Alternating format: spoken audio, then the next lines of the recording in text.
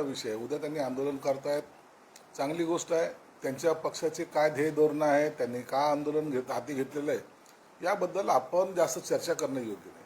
परंतु काही का असाना या माध्यमातून त्यांना रामाची आठवण झाली, हनुमानची आठवण झाली, हनुमान चाळीसा आता ते पठण करायला लागलेत. एक भक्तीच्या रसामध्ये ते आता लीन होत आहेत. हीच एक आनंदाची गोष्ट आहे.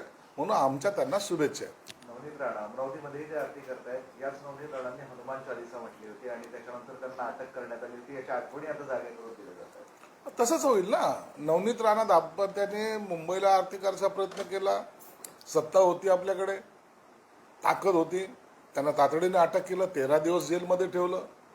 आता हेच असे आता ते आरती करायला दुसरीकडे चाललेले आहेत. आता जर यांच्यावर कारवाई झाली तर काय म्हणतील. परंतु हे सरकार त्यांच्या आरतीला कुठे अडवणार नाही. अत्यंत भक्तिभावाने त्यांनी आरती करावं अशा आमच्या त्यांना शुभेच्छा राहणार. नवनीत राणा जे आरती करणार होते त्यांच्या घरामध्ये करणार होते, उद्धव ठाकरे जे आरती करतात ते मंदिरामध्ये करतात, तर त्यांच्यावरती सरकार कसं काय करू शकतं? बंधन नाही, बंधन आम्ही घालणारच नाही ना. सरकार कोणत्याही प्रकारचं बंधन त्यांच्यावर घालणार नाही. त्यांनी आरती करावी, निश्चित करावी. भक्ती, मी तेच सांगेल तुम्हाला की भक्ती करत असेल तर कुणालाही या देशामध्ये बंदी करता येणार नाही आणि करू पण नाही आणि आम्ही करणारही नाही.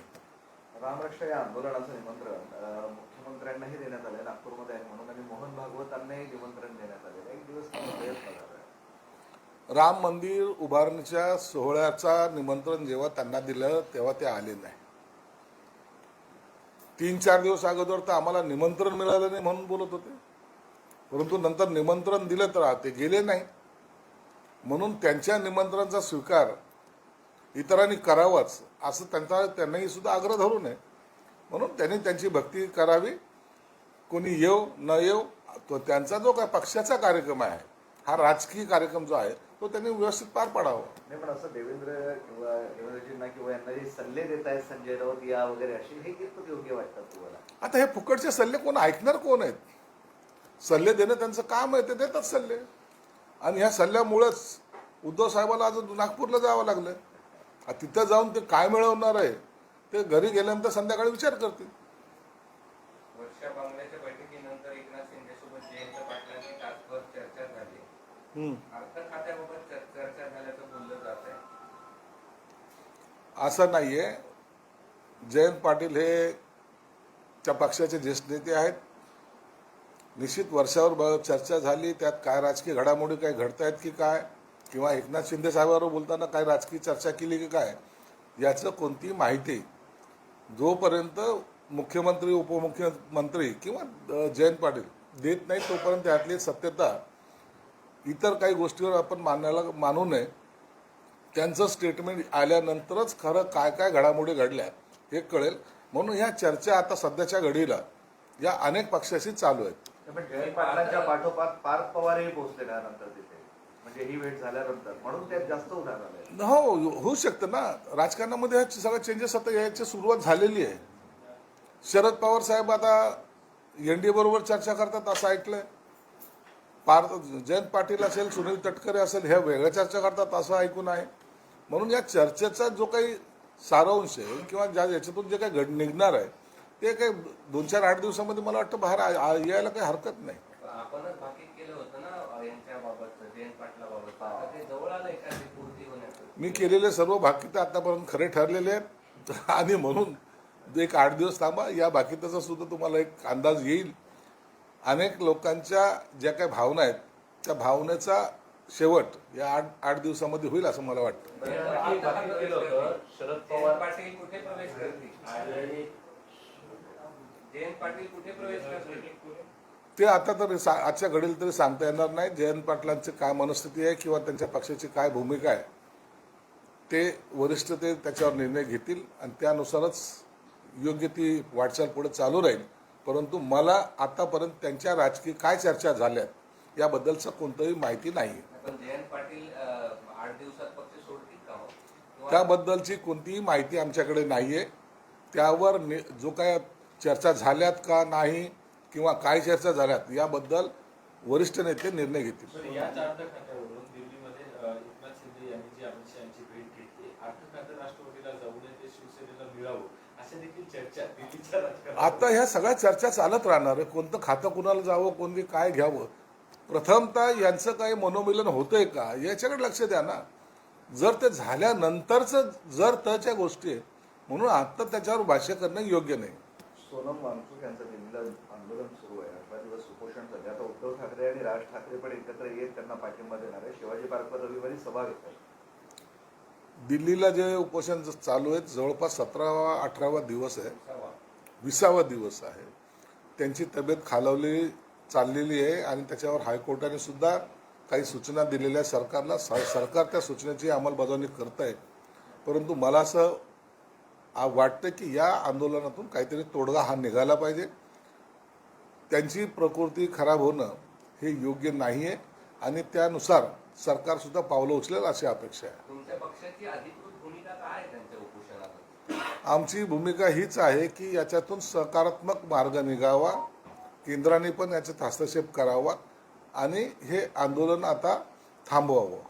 लाडक्या बहिणीला तुमची महत्वाकांक्षी योजना होती. अनेक लोक गाळले आणि आता त्यात ती साडी देण्यात येत होती म्हणतायत. तो पण बंद केला. वस्त्रोद्योग विभागानं त्याबाबत शासन निर्णय काढलाय. याबद्दलची काही माहिती माझ्याकडे तरी नाही आहे.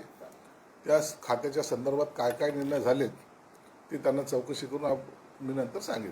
तर पुढच्या 1.5 महिन्यात राज्यात आणि केंद्रात मोठे फेरबदल होणार आहेत आणि त्याचा परिणाम म्हणजे राज्याच्या राजकारणावर होणार आहे. ज्या पद्धतीनं एकनाथ शिंदे आणि देवेंद्र फडणवीस दिल्ली वारी वाहत आहेत. हे बघा, केंद्रामध्ये जे काही राजकीय वारे आता सध्याला वाहत आहेत ते आपण सर्वजण पाहत आहेत. आपण जाणकार आहात. कोण कुणाला भेटतंय, कोणी कुणाशी काय पाठिंबा दिला, काय या सगळ्या घडामोडी ज्या आहेत याला वेग येतोय. आणि जेव्हा दिल्लीमध्ये राजकारणामध्ये काही बदल होण्याची शक्यता असते त्या टायमाला त्याचा परिणाम निश्चित राज्यावर होतो. परंतु तो बदल होतोय की नाही याची माहिती आमच्याकडे नाही आहे. तेच वरिष्ठ नेते घेतीलच. बदलाच्याच अनुषंगानं एकनाथ शिंदे दिल्लीला जाणार होते. दौरा रद्द केला. ते घडलंय असं काही चर्चा आहे. आता कुणी गेलं म्हणतात, कुणी रद्द केलं म्हणतात. आणखी कन्फर्म माहिती माझ्याकडे नाही. तर आमदार रवी राणाने दावा केलाय येत्या 15 दिवसात दोन्ही राष्ट्रवादी एकत्र येणार. दिल्लीत चेहरे सुप्रिया सुळे होणार आणि राज्यात सुनील राठोड. त्या संदर्भात आमच्याकडे काही माहिती नाही. माझे आमदार धंगेकर आहे. त्यांच्यावर एका बिल्डरच्या आत्महत्येप्रमाणे गुन्हा दाखल झालेला आहे. काही नगरसेवक पण आहेत तुमचे. ते स्वतः धंगेकर, त्यांच्या पत्नी असं सगळे अटक होऊ शकण्याचीही शक्यता आहे. नाही, तिथं काय प्रकार घडलाय पोलीस त्याचा तपास करतायत आणि त्याच्यामध्ये जो कोणी आरोपी असेल निश्चित पोलीस त्यांच्यावर कारवाई करतात. अशाच विचारतो. जुलैच्या 15 आपला सगळा मराठवाडा कोरडाच राहिलेला आहे. अत्यंत भीषण परिस्थिती मराठवाड्यामध्ये आहे. त्याचप्रमाणे विदर्भामध्ये सुद्धा आहे. आताही हवामान खात्याचा जो काही अंदाज आहे 23च्या नंतर तुरळक प्रमाणात पाऊस पडण्याची शक्यता आहे. म्हणजे दाट पाऊस कुठेही पडणार नाही असं हवामान खात्याने जे काही वर्तवलेलं आहे ते कॅबिनेटमध्ये त्याच्यावर चर्चा झालेली. म्हणून भविष्यामध्ये मराठवाड्यामध्ये भीषण दुष्काळ पडण्याची शक्यता आहे. सरकारने आतापासूनच त्याच्यावर उपाययोजना हे केल्या पाहिजेत आणि त्या पद्धतीने सूचना मुख्यमंत्र्यांनी सर्वांना दिलेल्या आहेत. लोकल प्रश्न आहे. तुमचे 9 निवडून आले होते जिल्हा मध्यवर्ती बँकेत. भाजपचे 6 आले होते. आता त्यांनी 3 आयात केलेले आहेत. अध्यक्षपदावर ते दावा करतायत आणि शिवसेनेचाही दावा होता. काय निर्णय होणार? नाही, आता महायुतीमध्ये लढलेलो आहे आम्ही. एक लक्षात घ्या की जेव्हा महायुतीमध्ये लढलेलो आहे आणि 100% जवळपास आम्ही तिथं रिझल्ट घेतलेला आहे. त्यात शिवसेनेचे 9 आहेत, भाजपचे 7 आहेत, राष्ट्रवादीचे 2 आहेत. म्हणून आमचा चेअरमन जरूर बरेल. परंतु जर संख्याबळ पाहता शिवसेनेला चेअरमनशिप मिळालं पाहिजे ही रास्त भावना आणि योग्य भावना ही आम्ही मुख्यमंत्र्याच्याही कानी टाकलेली आहे आणि स्थानिक लोकांनाही माहिती आहे की सेनेलाच चेअरमन पद हे मिळालं पाहिजे. तुम्ही चेअरमन होणार?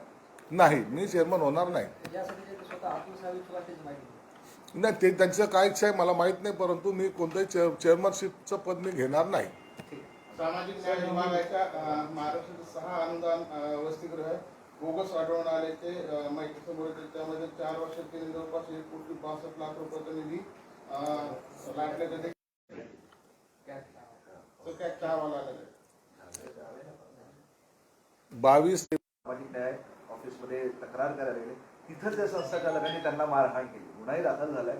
पण ही या पद्धतीची आज त्यांच्यावर कारवाई केली जाईल. आयुक्ताला मी तसे निर्देश दिलेले. पेपरच्या बातमीनुसार मी ताबडतोब आयुक्ताला निर्देश दिले आणि आजच्या आज त्यांच्यावर कारवाई होईल. अरे हे लय त्रास आहे. शॉर्टकट ले भैया, नहीं तो इनके सर कितने बड़े लंबे चौड़े नहीं, बन खाली 3 ही है सर। गए। सर, राम मंदिर में जो भ्रष्टाचार हुआ है उसके लिए उसके तहत जो है आज उद्धव ठाकरे नागपुर में राम रक्षा प्रोग्राम लेने वाले हैं, उसमें आरती करने वाले हैं। देखो, राम मंदिर में जो भ्रष्टाचार हुआ है या तो चोरी हुई है, उसका समर्थन ना किसी ने किया है ना करेंगे। लेकिन इसके बारे में उबाटा के नेता जो आंदोलन कर रहे हैं वो उनका हक बनता है, उन्होंने वो आंदोलन करे तो उसको कोई हमारी कोई रोक भी नहीं, ना हम उनको कोई सुझाव भी देंगे। इसलिए उनकी तरीके से वो पार्टी बोल के वो आंदोलन कर रहे हैं तो वो करें, हमारी उनको शुभेच्छा है। पिछले 19 दिन से सोनम वांगचुक स्ट्राइक पे, आपके पक्ष की भूमिका क्या है? देखो, सोनम जी वो जो ओपोजिशन पर बैठे हैं उनकी हालत अभी खस्ता होते जा रही है। हाईकोर्ट ने भी उनकी जान को कुछ खतरा ना हो ऐसा सूचना उन्होंने सेंट्रल गवर्नमेंट को भी और स्टेट गवर्नमेंट को भी की है। हम भी चाहते हैं कि पार्टी की तरफ से कि ये आंदोलन अभी रुकना चाहिए, उनका ओपोजिशन छुड़ाना चाहिए, वो देश के लिए हित में रहेगा।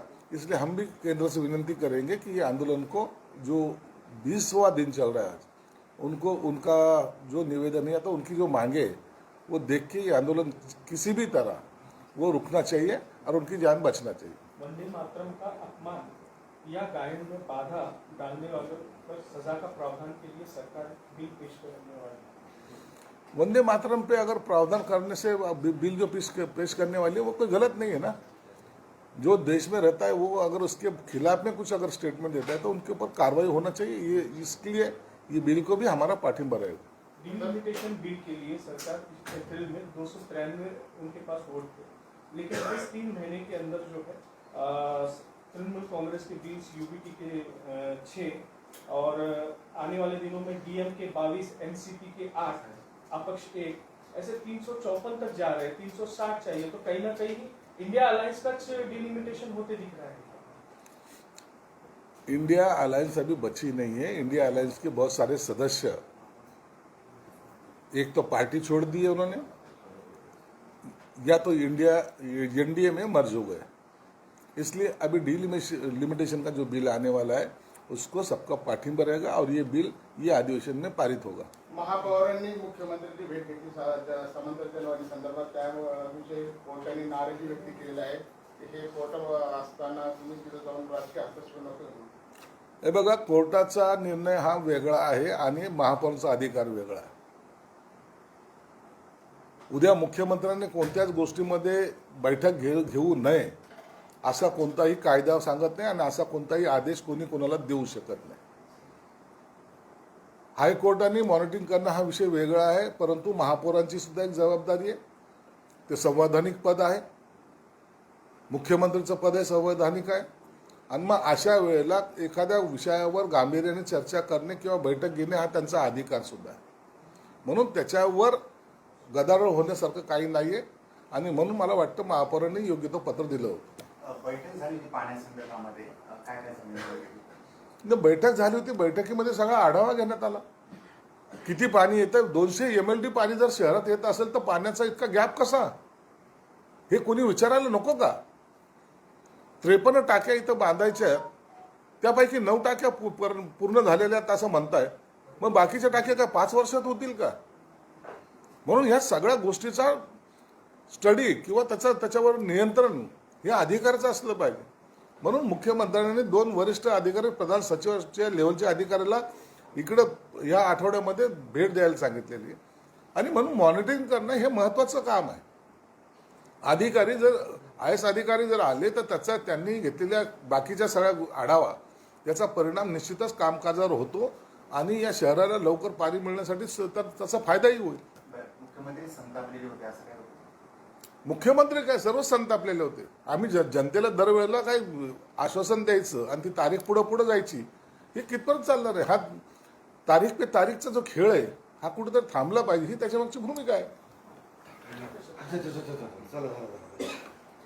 नाराजी व्यक्त केली या सगळ्यावर. कोर्ट कशावर नाराजी व्यक्त करते का? सरकार चालवायचं नाही का?